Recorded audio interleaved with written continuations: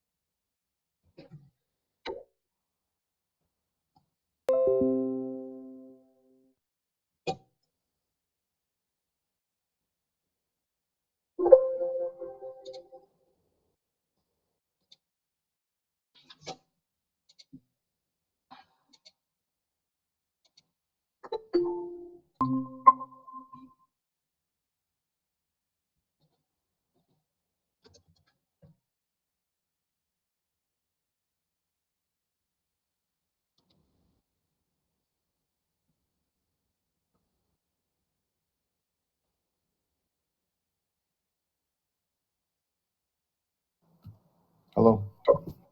Hi.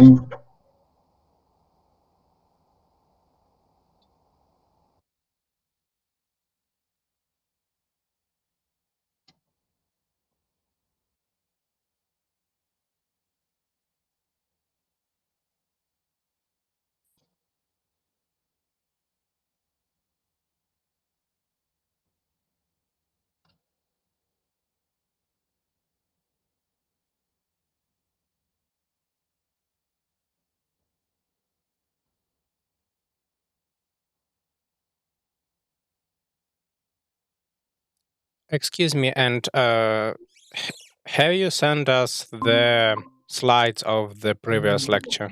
I can't find them on mail. No, I will send them later on, because what you said, that you didn't do so much, not only you, who else said it, that you didn't work so much on Black-Scholes. I prepared the new slides, and then I will send these ones today. And then when we will do next lecture, I will send the other ones. Okay.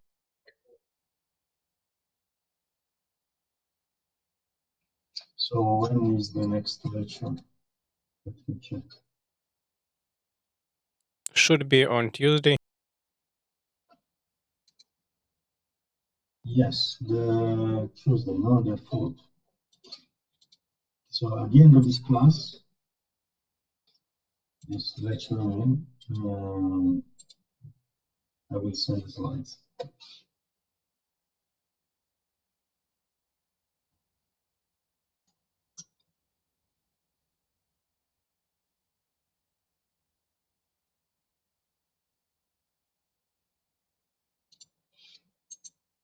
I think that we can start now. By the way, I asked you to prepare 1 or 2 pages and a presentation, short presentation. But and also I said that this is not the final work that we were supposed to do, but I was because of this change, the one that I mentioned, that we have to work on Black-Scholes and so on, and also because I see that there is not much time, so that would be you the only one, that the only work that you have to do at home. No, there is, as I said, there is not much time left, so that is your project, your unique project. Okay. I have one request. Could you please take on your microphone? I can barely hear you. Just a second.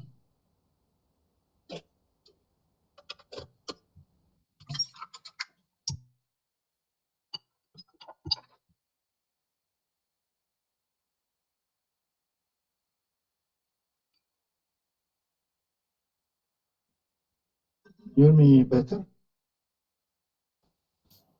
Probably yes. Thank you. If you have a problem to understand, you stop me and then I repeat, okay? Okay. So let's start.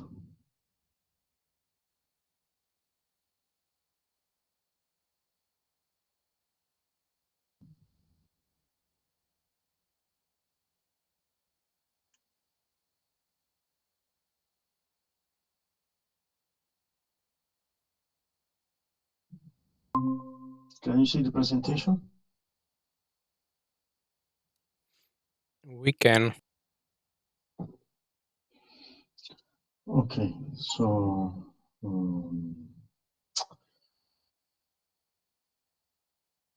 this is the first thing. So we start from trying to understand what are the basics which we build our assumption for evaluation, and then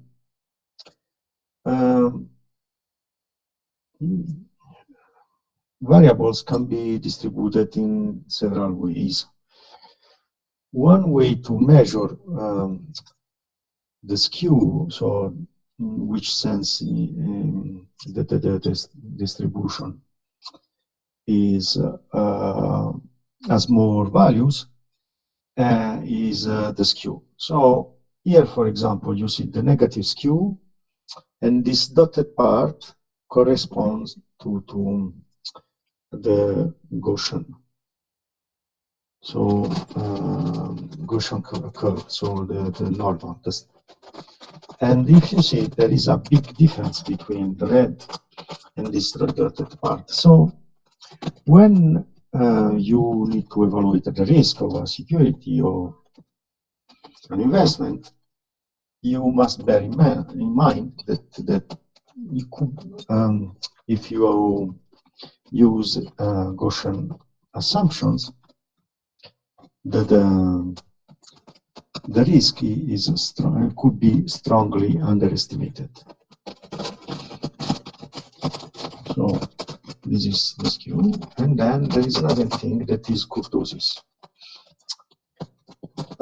So this one is the normal distribution, but then if there is negative kurtosis, you see that the tails, and again that could be the risk, are much fatter. That means that you are underestimating the risk if instead to have a normal distribution, you have a distribution that is that has a negative kurtosis.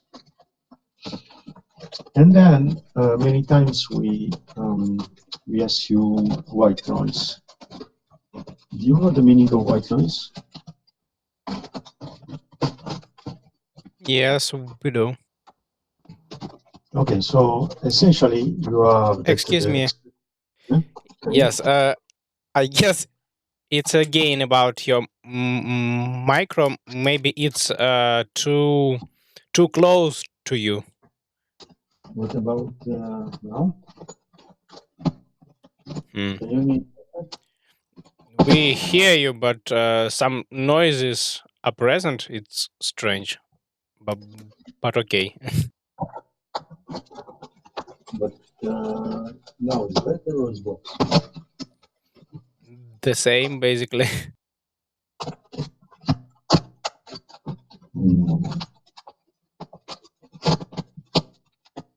This way? Let's try this way. You tell me if it's fine or not. Okay, okay, so white noise. The assumption is that the expected value is 0, and then this is the variance, and then there is no correlation between two different points in the series. So if you take a time t and another time h, where t is different from h, and there is no correlation. The process is important. Then this is So, hello? excuse me. Yeah, your voice is getting maybe not louder, but lower and lower. And there was some kind of abruptions. I mean, I guess they are associated with your breath. Maybe it is possible to plug it and then plug it again.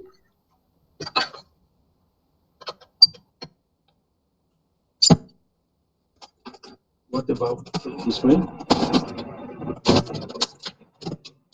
No. No, it's Some kind of very noise is noisy. present. It's very strange.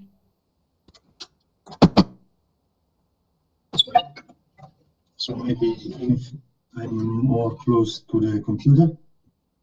Okay, I think that this could be better. I mean, the initial position is otherwise there was some noise. So in this way, can you hear noise? It's good. I mean, your voice is good. Well, I had class with your colleagues before. Maybe they didn't mention this because they didn't want, or maybe they didn't have this problem. I don't know. This is strange because it's the first time in my life that there is a problem like this. A problem like this. I mean, you have no clue what it's about. And I made several tests with other students, my students in other Bari or other university here. So I don't know what is happening. Regarding white noise, so every time that you cannot understand something, you ask me to repeat it, okay? Hello? Hello? Okay. Okay, good. So I repeat if you don't understand or if you miss some words. So again, white noise. We said that the expected value is 0, and then this is the variance. Then there is the covariance is 0, and then do you know this autocorrelation? The meaning of autocorrelation? Yes. Yes. And what is it?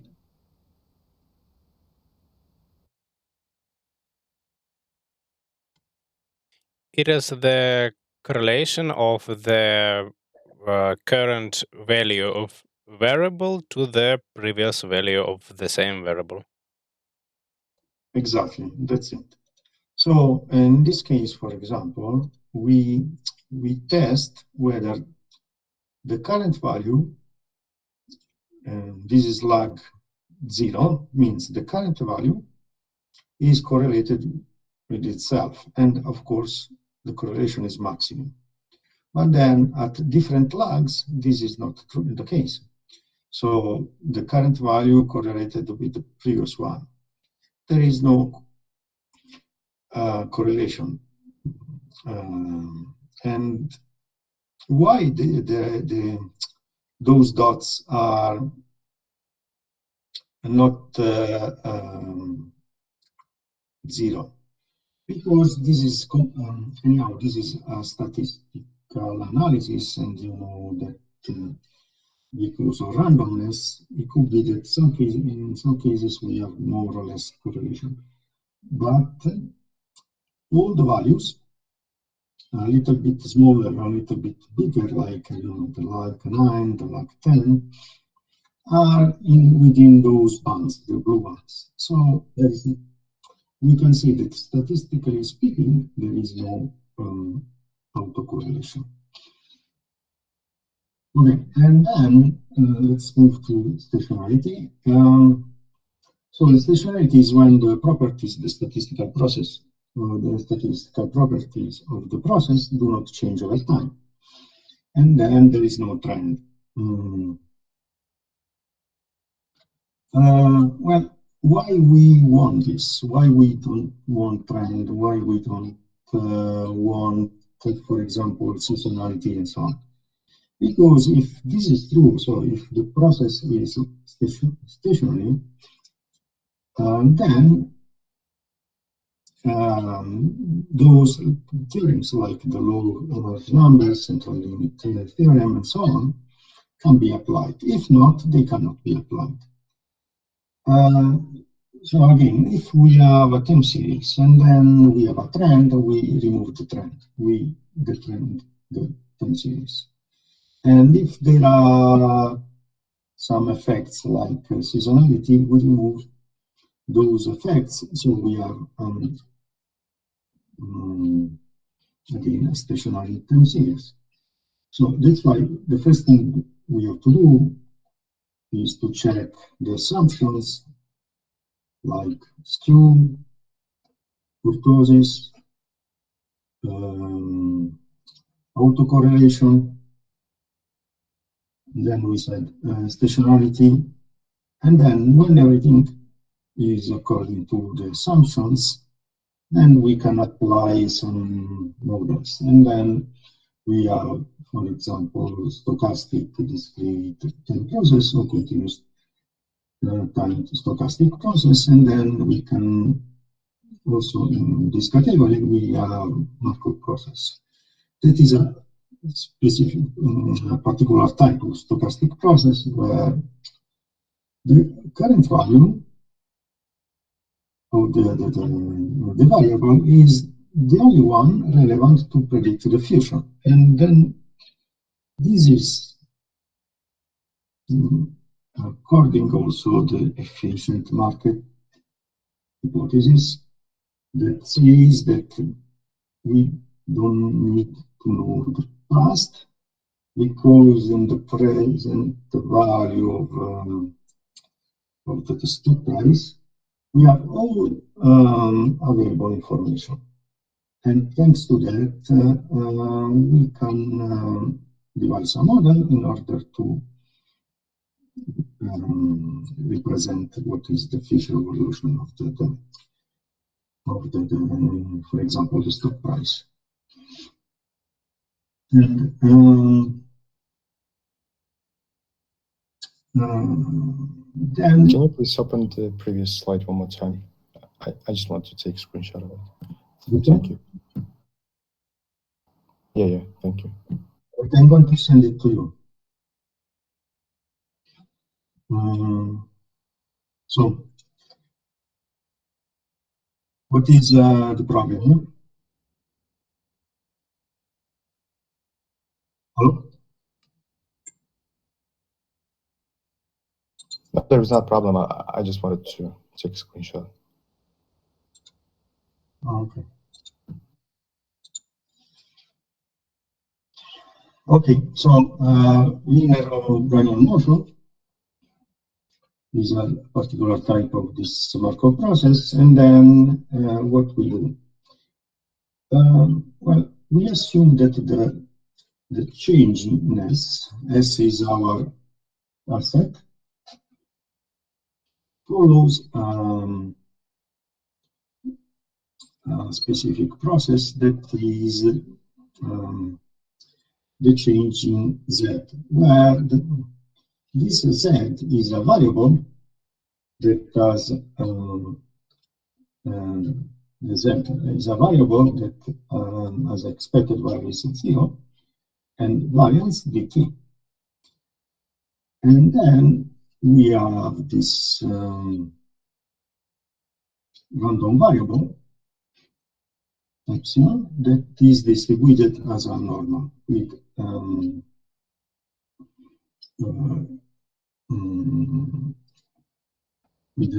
mean 0 and standard deviation 1. Can I ask a question? Yeah. There were some notations like ds, dz, and dt, and what is s and what is z? Z is a variable, is a random variable. Okay. Random variable, yeah. D is the change, means the change of the variable. Okay. So it's the change of S, the change of Z, and here we have the variable, it's epsilon that is multiplied. And t is time, yeah? Correct, and T is the time. Oh, okay.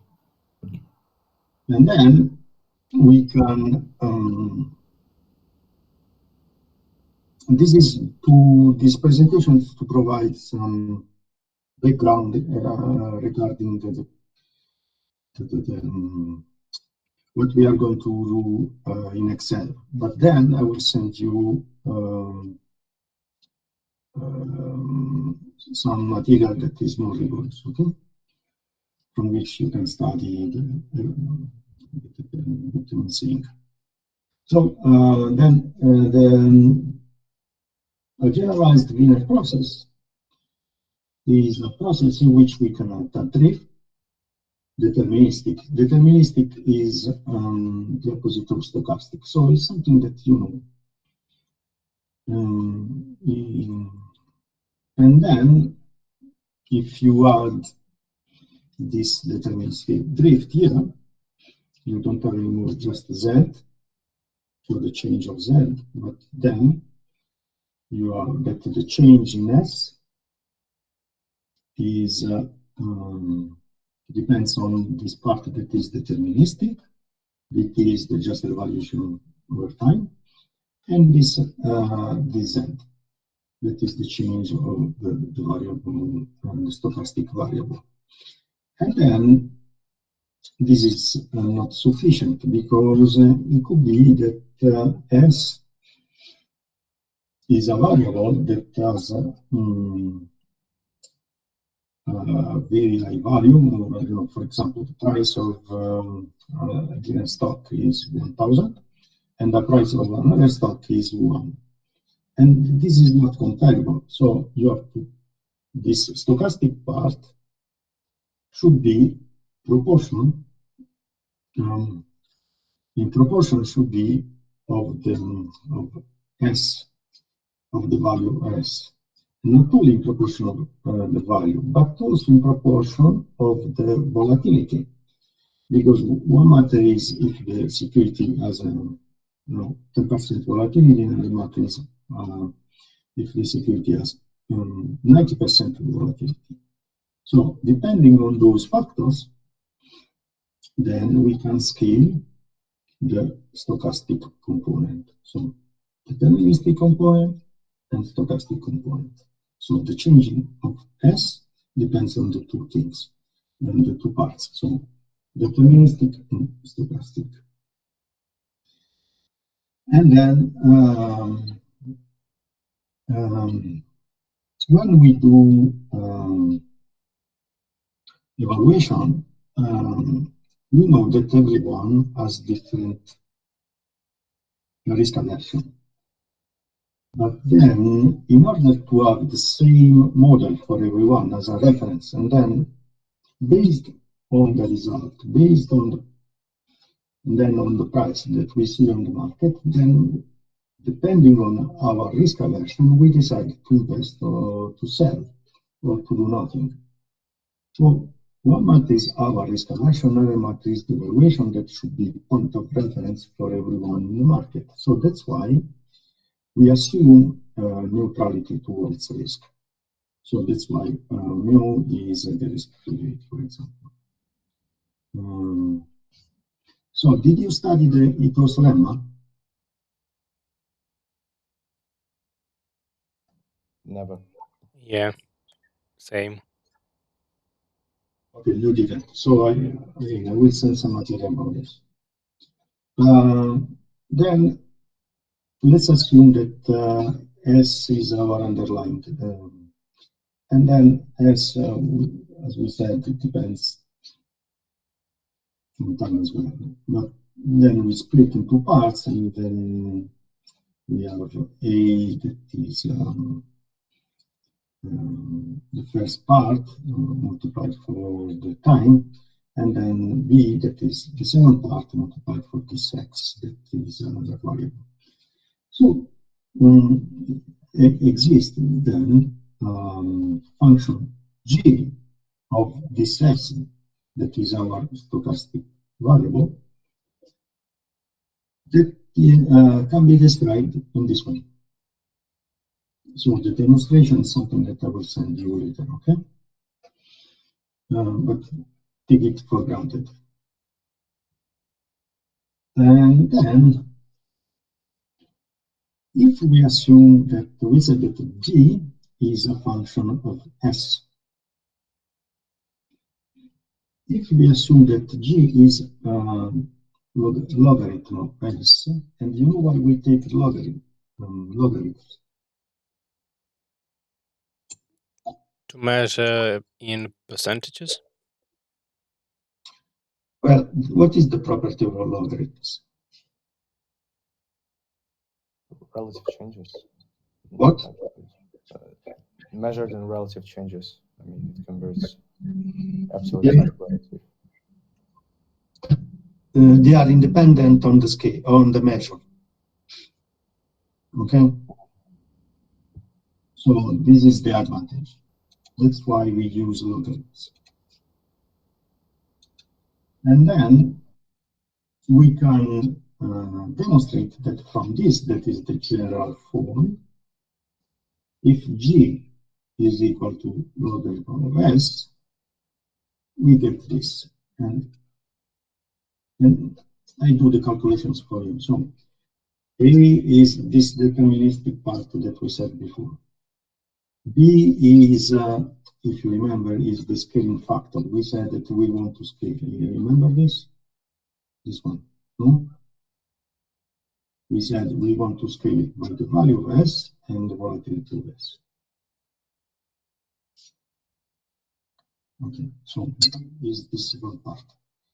And then what you have to do?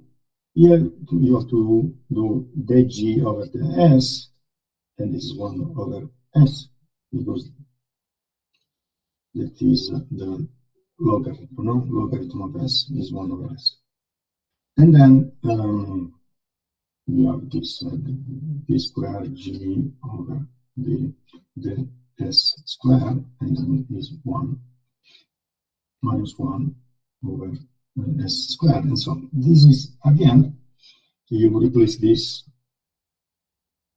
one here with this one, the G over the T, here, 0, and so on. You will get what I said before, this one. So if this is the change of S, we can do the integral, and so we can integrate the process. And then the integral of that is this one. And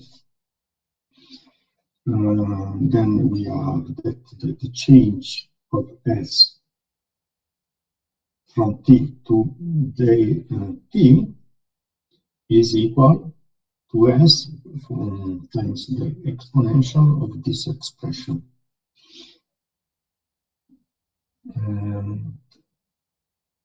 So now let's go to Excel.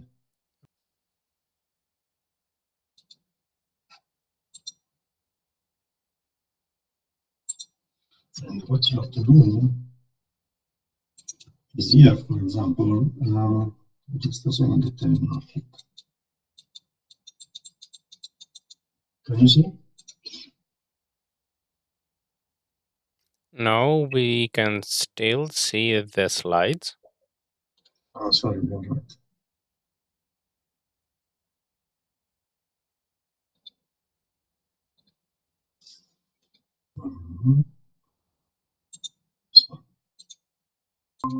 Can you see Excel? Yes, now we can. Okay, good. So now in spreadsheet, I call it Monte Carlo. I enter some values, 1, 2, 3. So what you can do is to drag and drop, no?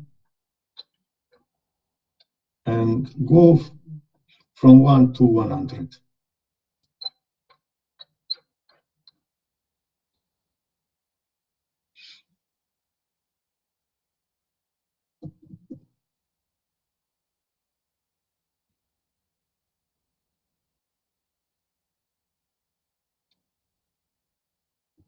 Did you send us this file? No, I'm trying to do it with you. Okay.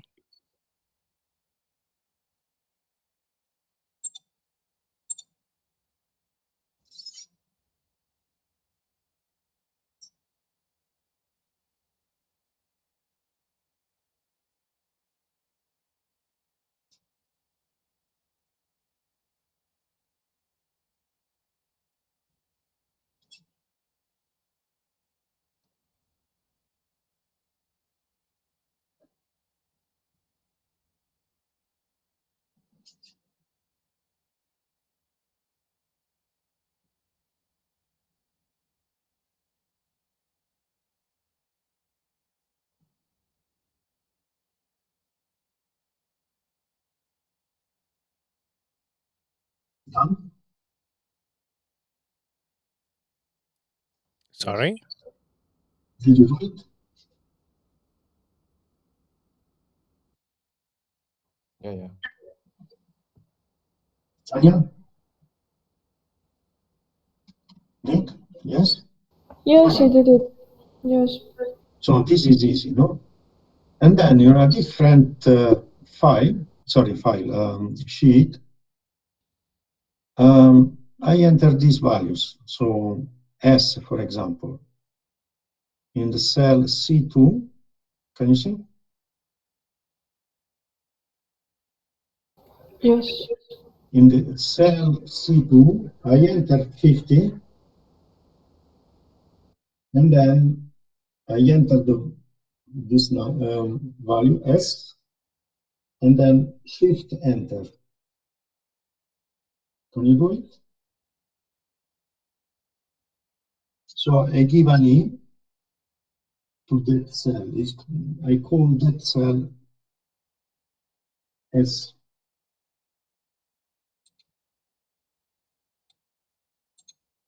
Can you do it?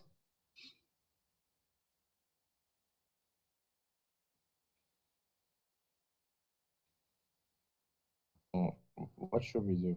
Just open another sheet and plug these numbers in, or something? Right. 50 in this cell, and then call this cell S. So you have to go here. Can you see? Write S, shift enter.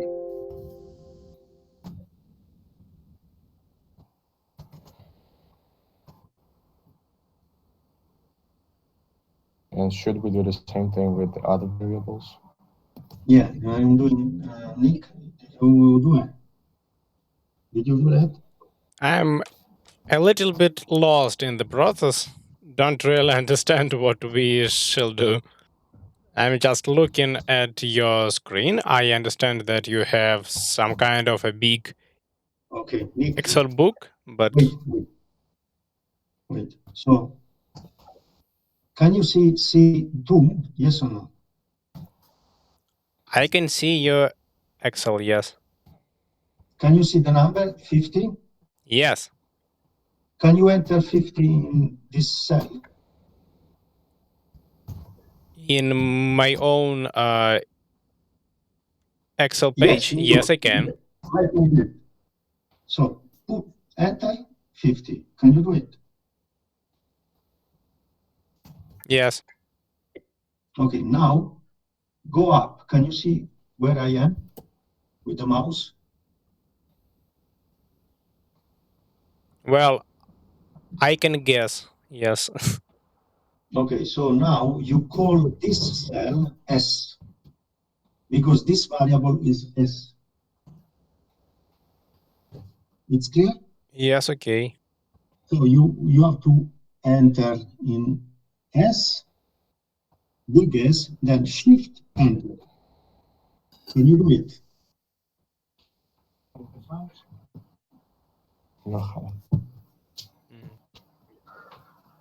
Yes, I created a value and that's it, right? Yeah, and that is S. Yes? Yes. So if I go here, I have S. Yes? Now do the same for this one, K. Enter 50 and call this cell 50, K.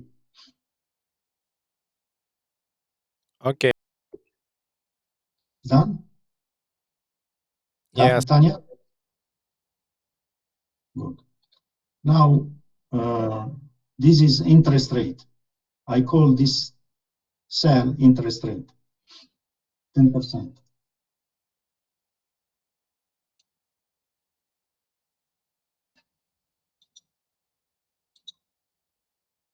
Then, just a second.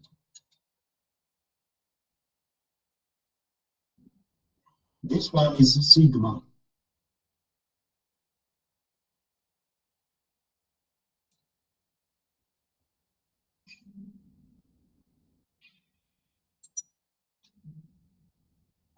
And the last one is capital T.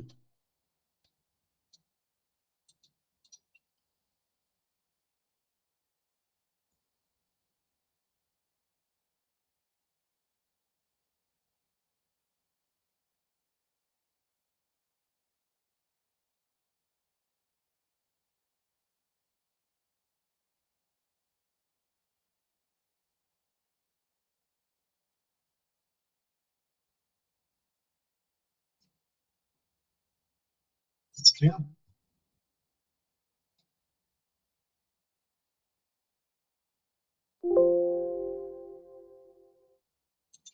Okay, can I go back to the previous spreadsheet? It's everything done? Yes. Neat? Yes, somewhere done.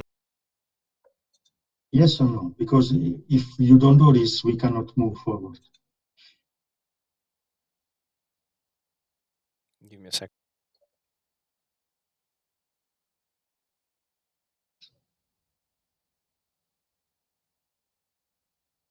Yes, okay. I'm ready. Okay, good. Now we were here. Okay, we built 100 cells. Okay, from one we said to from 1 to 100. Okay, so now I copy this for you. I put it in the chat.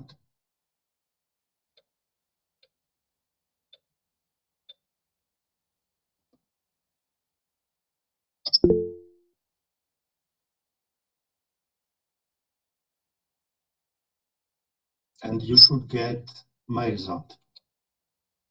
This one.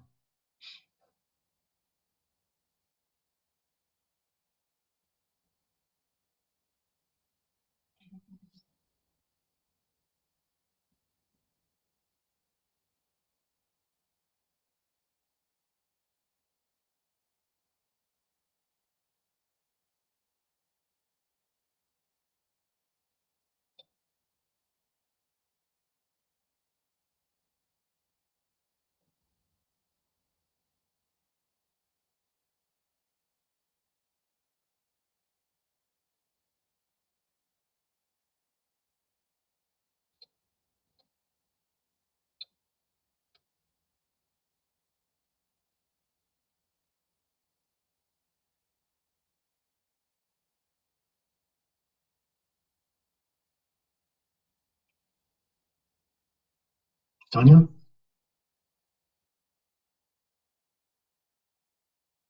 Yes, I got the same result using the formula you sent. Nick? Good. Nick? No, lost somewhere. It's I don't know. It's a hard format for me, I guess. Nick, let's see it together. So exponential, then you have logarithm of s. Did you put s on your sheet? Yes, I did. Okay. I for some reason didn't manage to put R on my sheet. Okay. You go back to the previous sheet, and then you enter R.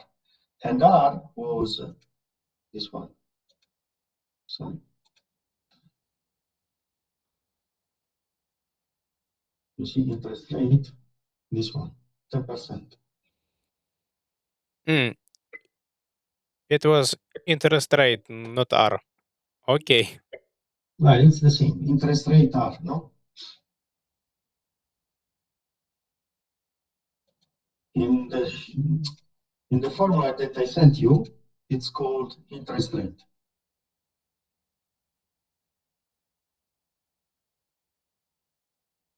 You see? Yes, and I have a question how to put this. It's not Q, it's sigma, right? That is a sigma, it's not Q. Yes, and how to put it into the name of the cell. Well, what you can do, write sigma instead of this character. This is a little bit difficult for you. Write sigma, like this, write in this way. Okay? So you replace in this way. Just a second. I do it for you. Because this is tricky.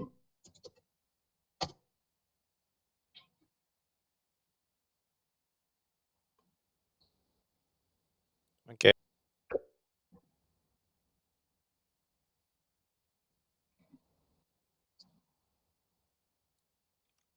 He still thinks that sigma, I guess, is a keyword and it doesn't code. What is it? I can't name the cell sigma. Well, call in the way you like. Okay, and just replace it. Yes, and sigma is 25%. What is important is that you get the result, Nick. Okay. Did you get it?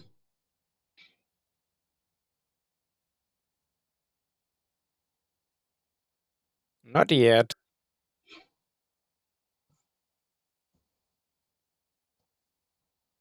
Tanya, what did you do to instead of sigma? What did you put? I had the sigma, and it works for me. Like Good for suggested? you.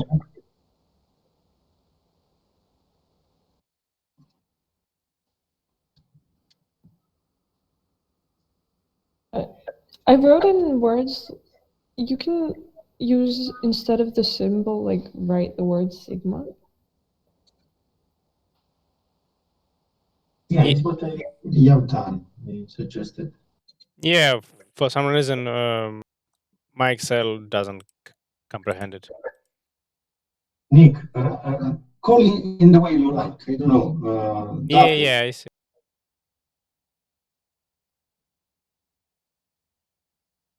What is important is that you know that this is sigma, and then sorry,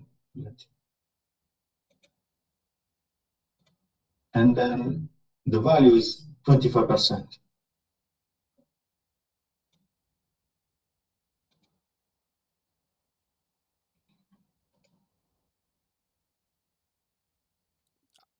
I will just look at my peer's solution afterwards. I don't know. For some reason, it doesn't work for me. It Sorry, still Tanya, doesn't can understand it. you send your spreadsheet to Nick? Because then you cannot follow. Otabek, is working for you? Yeah, I think that Nick didn't define the variables in that other sheet. Yeah, I think so. It's probably the case. Yeah, it works strangely for me. I mean, defining variables in Excel. I know why.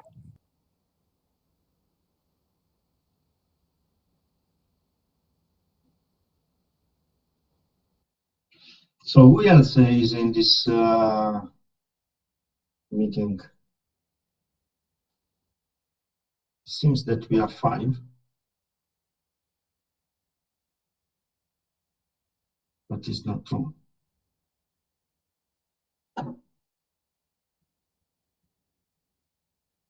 Right. Tanya, did you send the spreadsheet? What spreadsheet did I send? The one that you have done to Nick. I'll send it right now to him.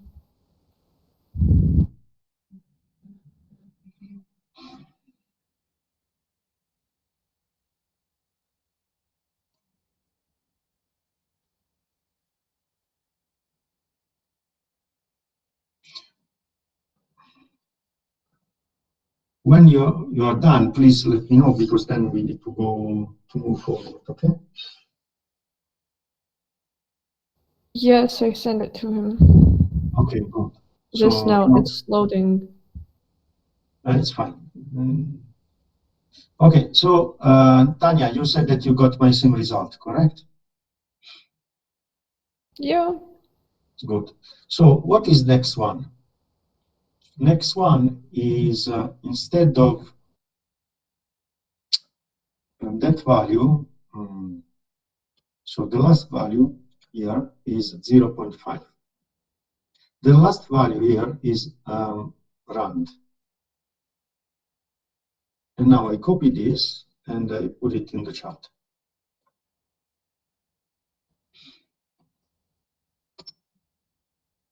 So please add to your spreadsheet.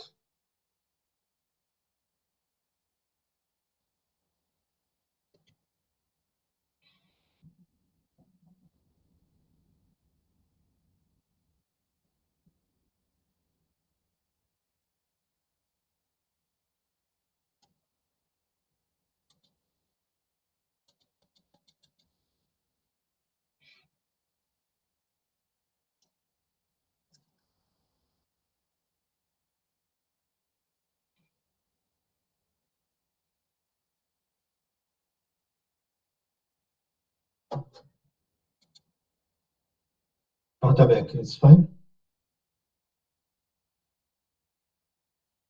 Did you do it? I'm just in the process of doing it.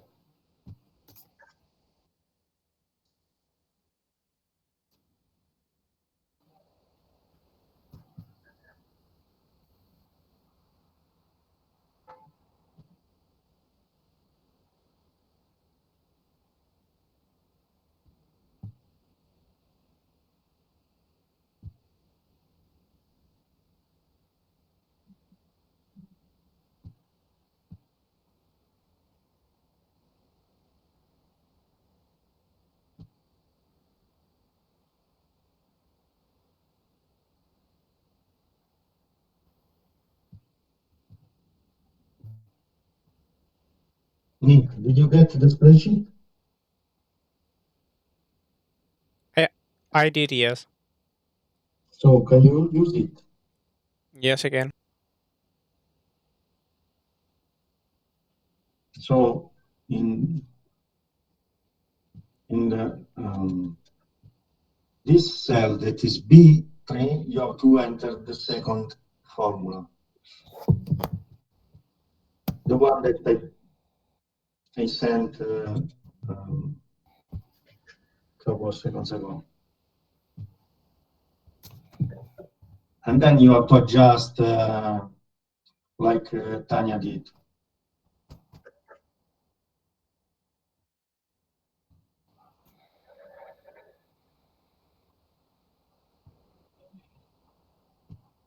So we just need to use the formula that you sent in the chat, right? The second one. Okay. It's done? In process, just a second.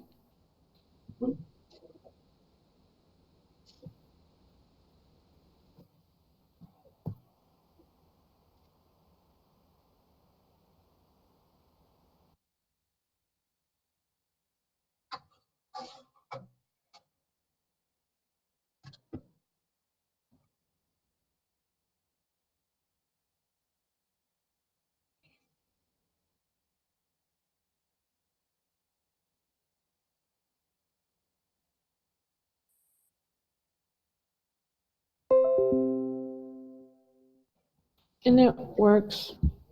It's working? It works. Tanya, I don't understand. Is yes or no? Yes, it works. Okay. Otabek? I got 5358 by plugging in Yeah, this it formula. doesn't matter the value, but it's working. Yes, you get a number. Yeah. Okay. Nick? Hello, Nick? Yes. It does. Okay, good. Okay, so now I try to explain what is there. In the presentation, we are seeing that we can integrate the process we said. So how we can model the change of S in, well, the change of S depends on the value, the current value, and also this part. So the change in a small time. Then when we integrate, we have this formula. And then the exponential, the formula that I sent you is this one, you see? Exponential of logarithm of S. So exponential and logarithm, what do? If you take the exponential of a logarithm,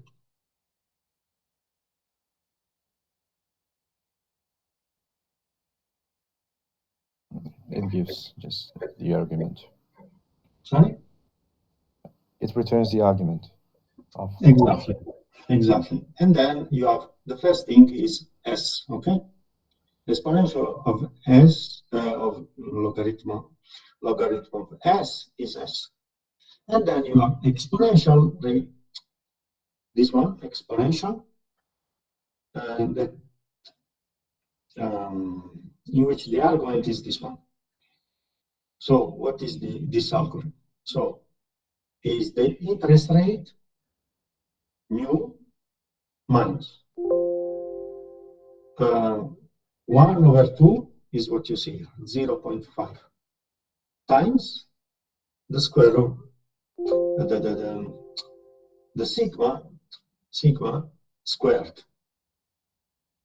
Okay, so this is the first bit.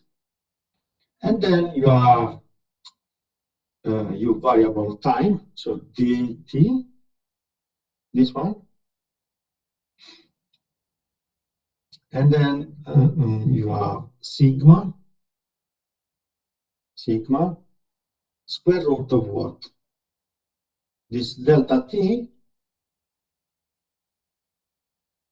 so square root of t, because t is big, and in our case is this delta t, times this epsilon. Okay? Can you see that this and this are the same? Yeah. Good. Yes, yes. So now I need to explain you what is this part, this normal invariant. So in this formula, what is unknown? What is This what? formula, what is unknown? What we don't know? Delta. Well, delta t, we know it is equal to t. So what is unknown?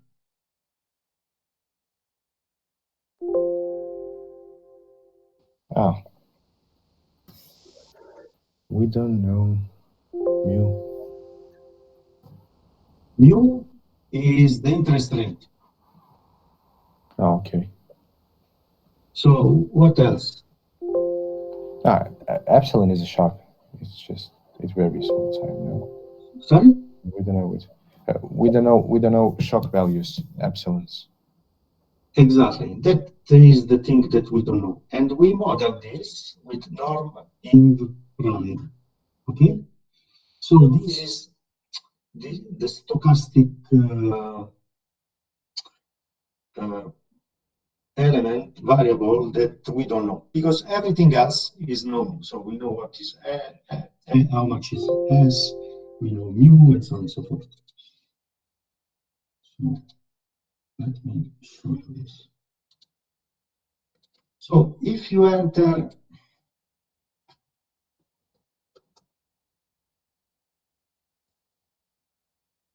I send you in the chat this formula.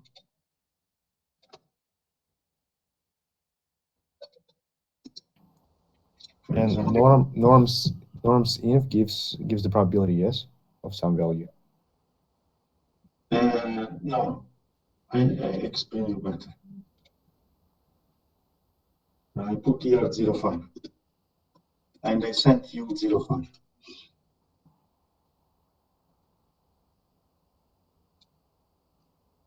So what you get as a probability is not norm in, but rand.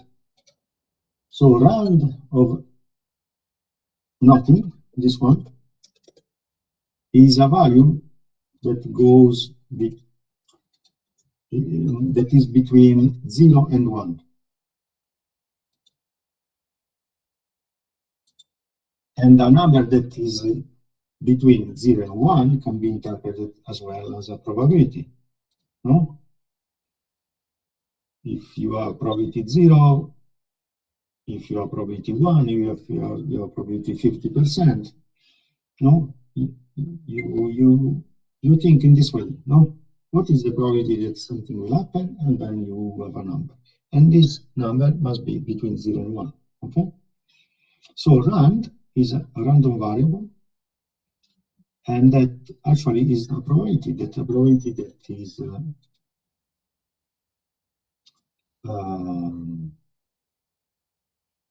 that a given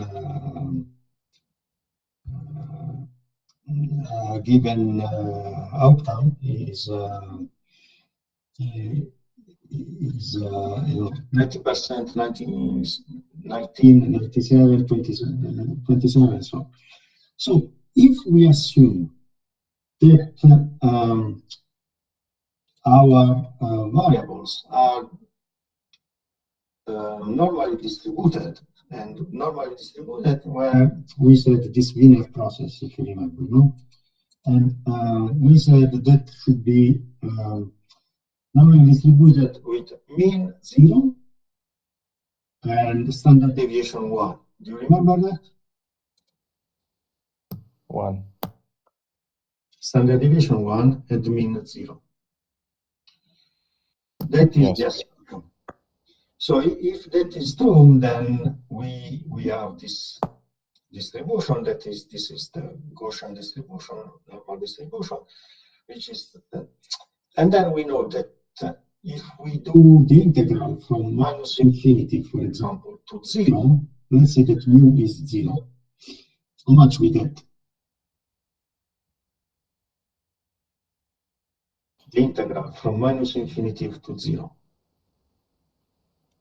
From minus infinity to 0, we get 34%. No, 50%. 50. Because we have 50% of the distribution on the left and 50% of the distribution on the right, with respect to the mu, to the mean. Okay, it's clear. Yeah, clear. Okay, so now what we have to do? If we have this probability that we said, I don't know, for example, in this case, 0.1%, 2.1%, or 50%, then we have to transform this in a value that is between minus infinity to plus infinity. How we can do it? Well, we invert the function. So if we do this, you see, now in 0.5, what we said, 0.5 is 0, no? 50% of the distribution is from minus infinity to the mean. So we get 0. And we said this distribution is standardized. So that means mean is 0 and the standard deviation is 1. Is what I'm saying clear or not?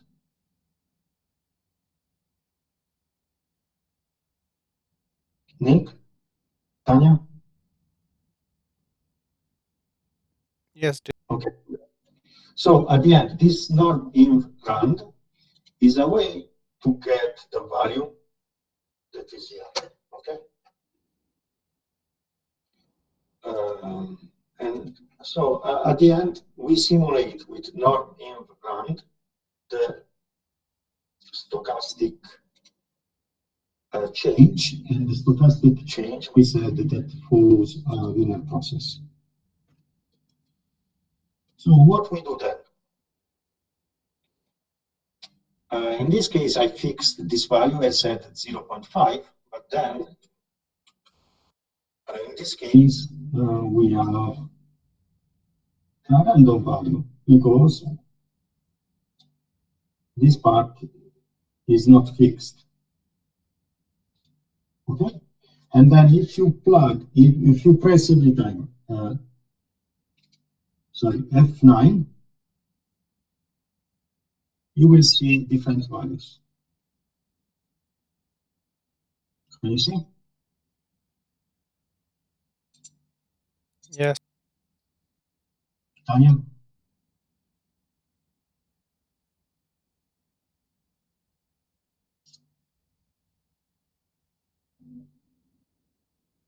What I think? Clear. Tanya is gone. What happened to her? Her internet isn't stable. She mentioned it before. Yeah. Okay. Well, anyhow, let's move forward. So now we want to know how much is the value of the code. So how big is our time? Infinite.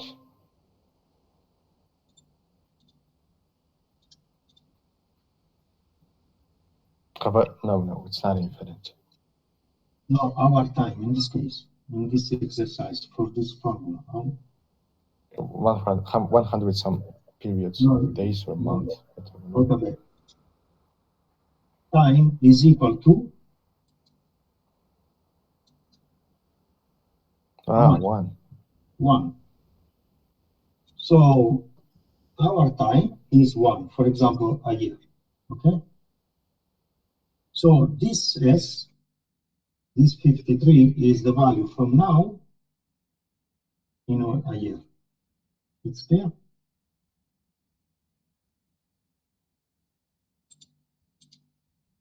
Hello?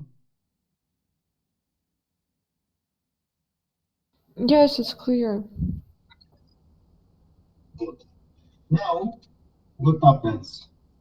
We have to compare this value with the call. And the call, I'm going to write, this is the formula, but I'm going to write it in the chat, okay?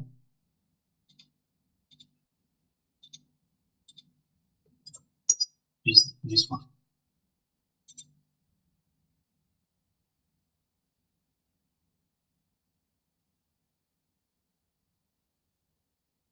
What happened?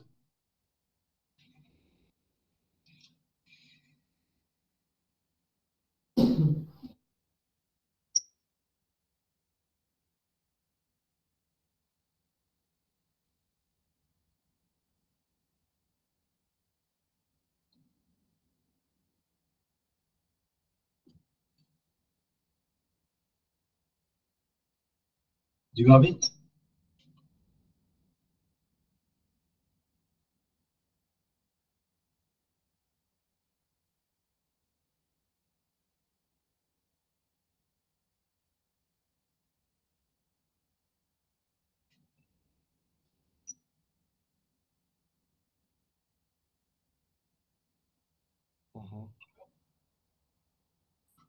Anya? Okay, so the call is 3.55 whatever, okay? That is the call. And then the value of the put is the next one.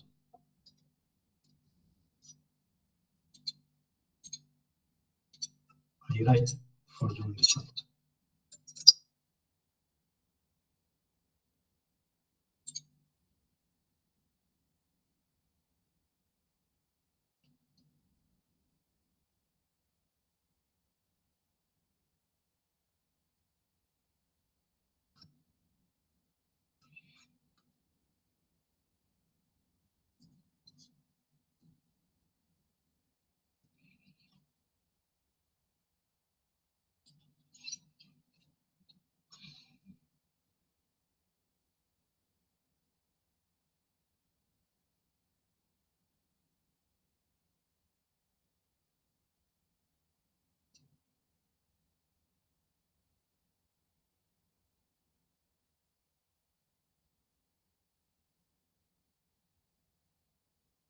Tanya, did you get it?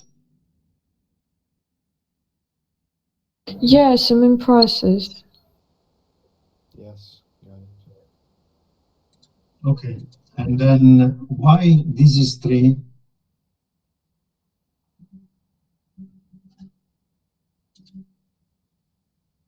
Why the call is 3? Because we subtract 50 from 53.558419. Because we can buy something that is worth 53 at a given price. So a price that is established beforehand, that is 50. And why in my case, for example, this is 47 and the call is 0?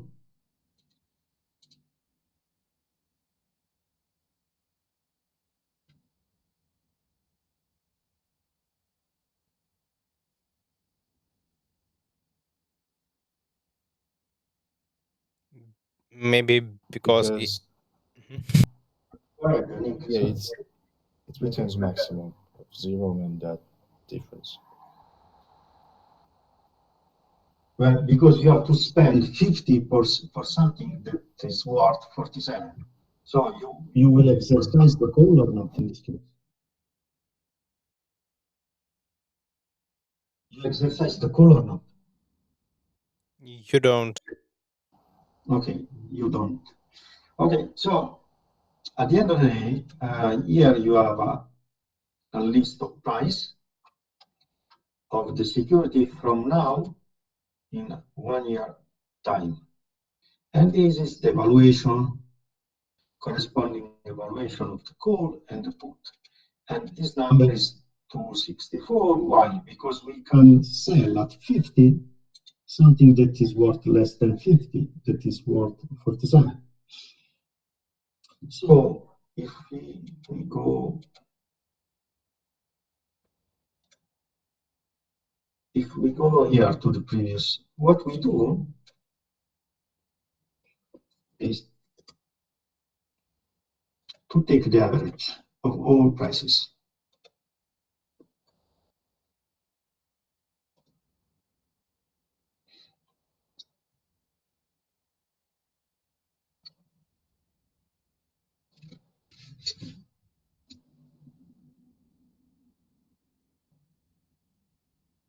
For me, the Monte Carlo is the name of the sheet that I used for the simulations. And I take the column C because I have the European calls evaluated on that column.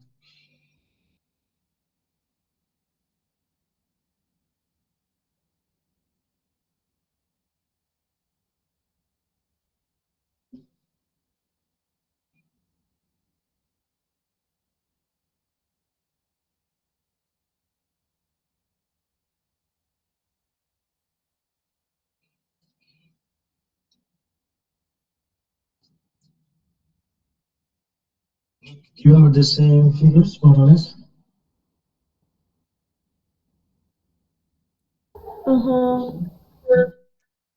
Tanya, yes, and unique. Maybe it would be nice if you repeat the last idea. Yes. What I do, we said that we have here different prices, no? Yes. And this column, we have different prices of what? Of the underlying. For example, the stock, okay? Yes. This is the price from now in a year time, because T is equal to 1. You remember? Yes. Good. Then 53, 69, and so on. Then next to this price, the underlying, we have the value of the call. And this thing is random. No, if you press F9, you will get different values, okay? Yes. Good.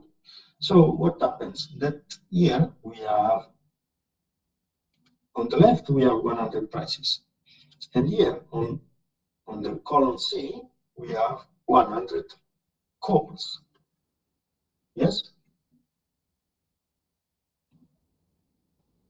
You see? Yes. 100. So what we do, then each price is a different scenario. Then each call is the value of the call for that scenario. And when we do the evaluation of this, of the call, we need to guess what is the expected value. And what you do to know the expected value, when you do simulations, you take the average. Yes, okay. I get it. Good. And why we use this x interest rate times t?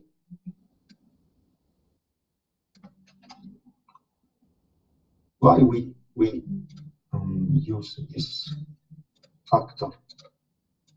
Is the last part of the previous formula.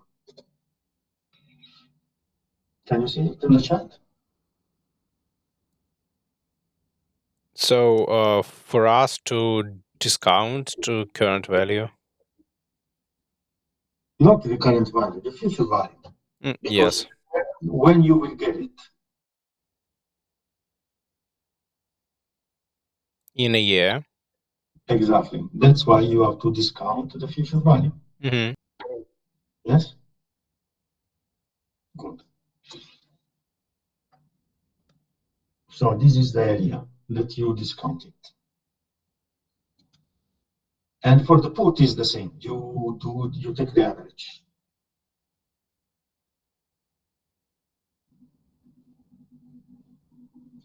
So the last part now I want to show.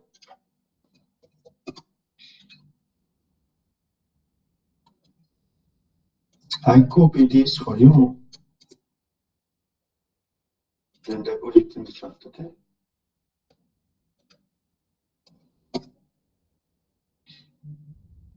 And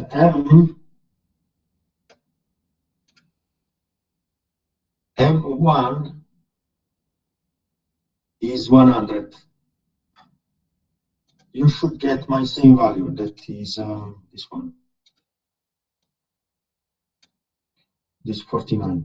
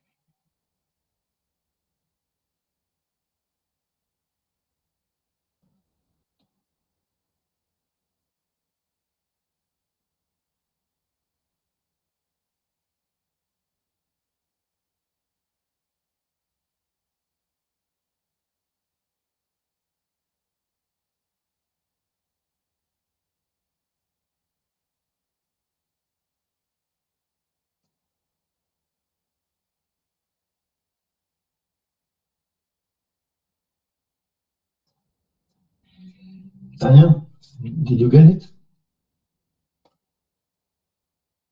I'm trying to. I got it. You, Nick, got it. What about? I've got a similar number. You should get exactly this 49.72.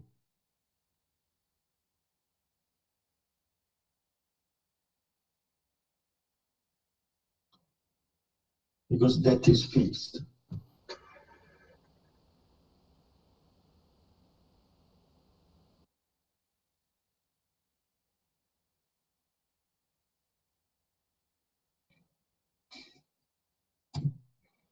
Otabek, did you get it?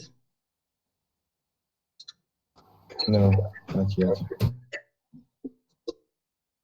Nick, for you, the following one is this one.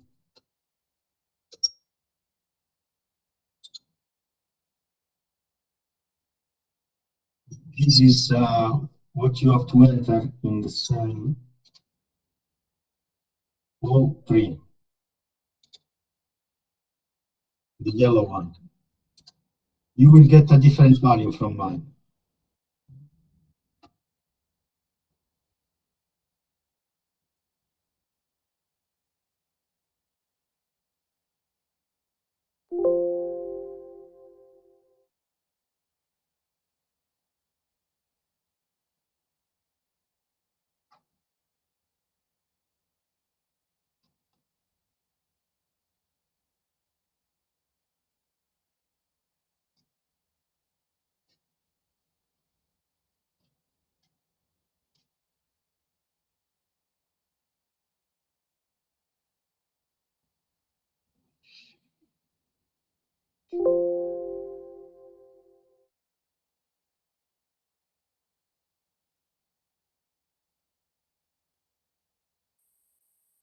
Tanya, did you mind? No, I'm trying to find the error. I don't know. It's just a bit differs, so. You have in M1 100. Well, I'm using the formula you sent, and I don't know what is Yes, the problem. in the cell, Tanya, in the spreadsheet, in the cell M1, did you put 100? Yes.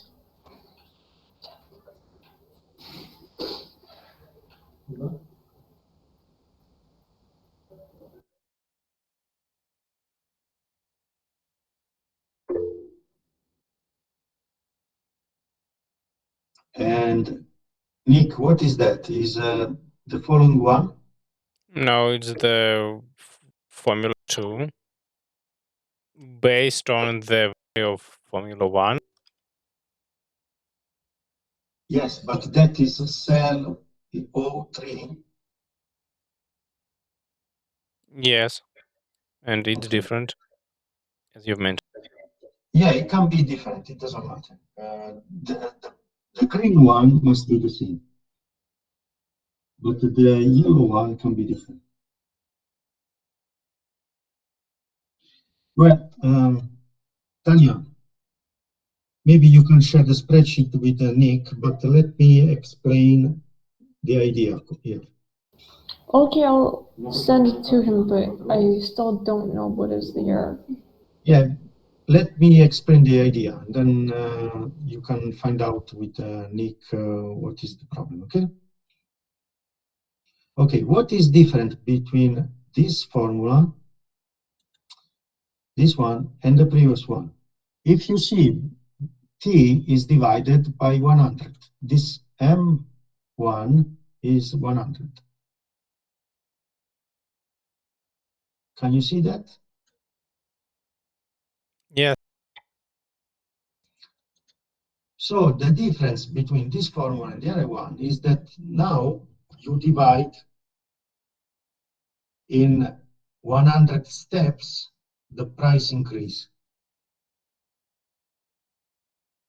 or better, the price change, because it can increase or decrease.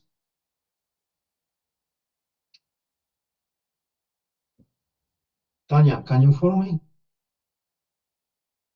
Yes, I'm following. Okay, so that is the idea. Then, in this case, you have a time series. Before, you had just a snapshot. So what happens in a year? And now you have an evolution. So if you have an evolution, that is a time series, and then is this thing.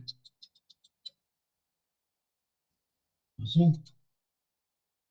And then if I press F9, I have different evolutions. Those are 3 columns, and the idea is the same. Can you see how this changes?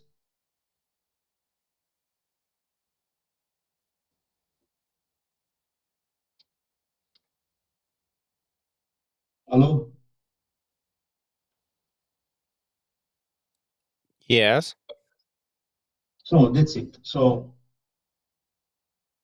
I explained you, I explained that we have some background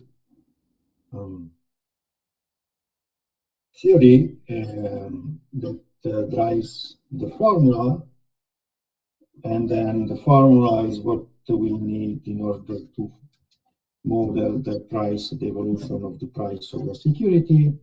And then from the price of a security, we can derive the option. And then we have two ways to model the security, either as a time series or either as a value from now in a year. That's it. Okay. So And at the end, what just as let me finish one thing.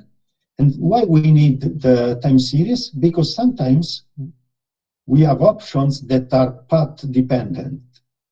I mean, that are not evaluated just at the end, but depend on the evolution they have during the time. So Nick, go ahead. So as the final result, we have time series of our stock prices, Correct. right? Correct.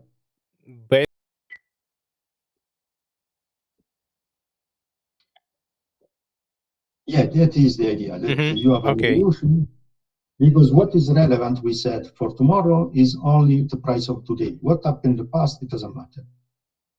And in the price of today, you have everything, all the required information. Okay. Okay, do you have questions? No. Okay, so I wish you a nice evening. Thank you. Goodbye. Bye.